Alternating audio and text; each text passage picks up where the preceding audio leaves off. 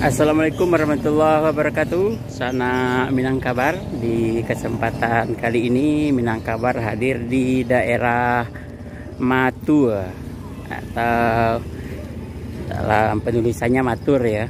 Daerah Matua ini bagian dari Kabupaten Agam, dan di sini kita akan mengunjungi sebuah rumah peninggalan zaman kolonial ya, dan masih mempertahankan keasliannya. Dan di sini ada dua rumah yang akan kita lihat, dan khusus nanti kita ke rumah gadang yang ada di depan sana. Namun untuk lebih menjelaskan tentang rumah gadang ini, kita akan lihat dulu. Nah, ini dia, sudah menjadi bagian cagar budaya dan dilindungi oleh undang-undang, serta juga dipertahankan keasliannya rumah gadang Matua. Dan nanti kita akan masuk ke dalamnya. Jangan lupa tonton terus kami, Minangkabar, berbagi kabar ranah Minang.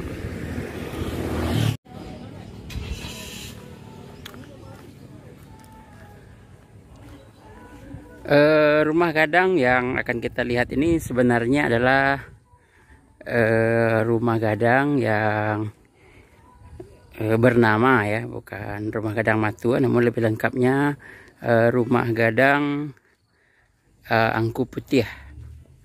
Dan di sini kita akan lihat ukiran-ukiran yang terpajang di dinding rumah gadang ini.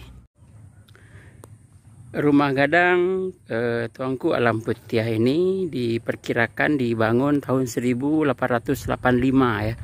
Jadi di akhir periode Padri, dan rumah ini didirikan oleh Tuanku Alam Putih yang awalnya merupakan orang Baso ya, Kabupaten Agam, kemudian merantau ke Matua ini dan memiliki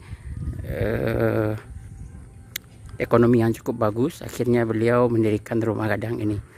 Dan dari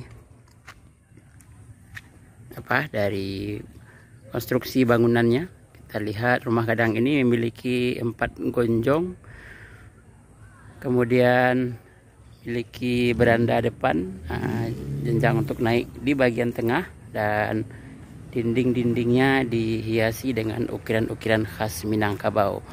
Bangunan yang telah dibangun sejak 1885 ini terbilang juga masih terawat ya, namun tentunya perlu perhatian dan perlu lagi usaha bagaimana bisa mempertahankannya, karena di beberapa bagian, terutama bagian bawah, itu sudah kita lihat adanya tanda-tanda mulai keropos ya. Dan ini saja mungkin liputan singkat kita di depan ya rumah Tuanku Alam Putih Matua, dan disebut juga rumah gadang Matua.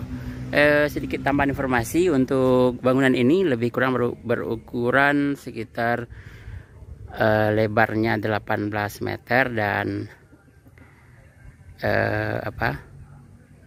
lebar 8 meter setengah ya. Kemudian lebar panjangnya sekitar 19 meter dengan 9 ruangan di dalamnya.